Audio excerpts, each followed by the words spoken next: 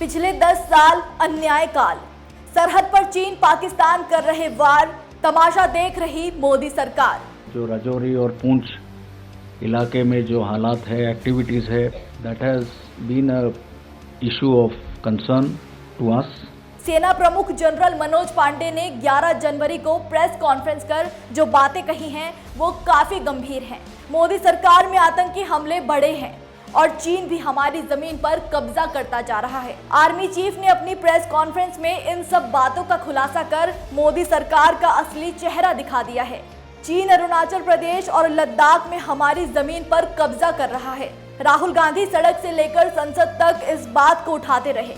अब army chief का ये बयान भी जननायक की बातों पर मुहर लगाता है।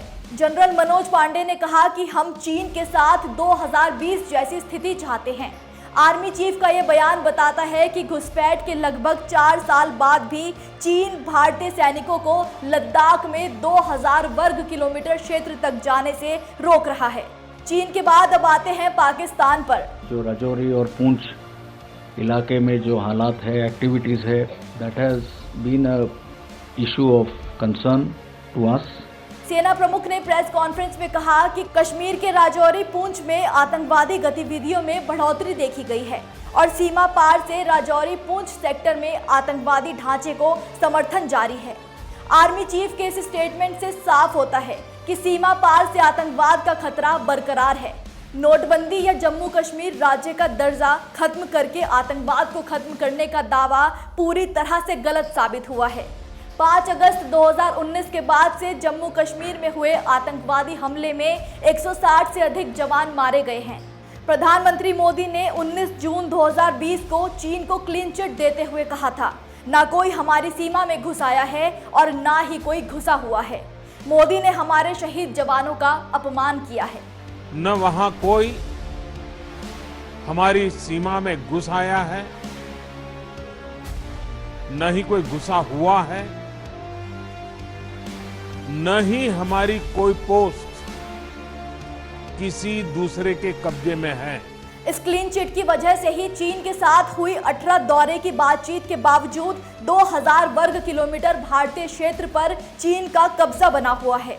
लेह के पुलिस अधीक्षक के एक बयान के हिसाब से भारत अब 65 पेट्रोलिंग पॉइंट्स में से 26 तक नहीं जा सकता।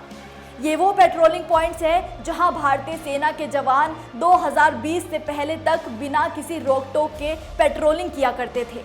आज रणनीतिक रूप से महत्वपूर्ण देवसांग और डेमचौक जैसे क्षेत्र भी भारतीय सैनिकों की पहुंच से दूर हैं।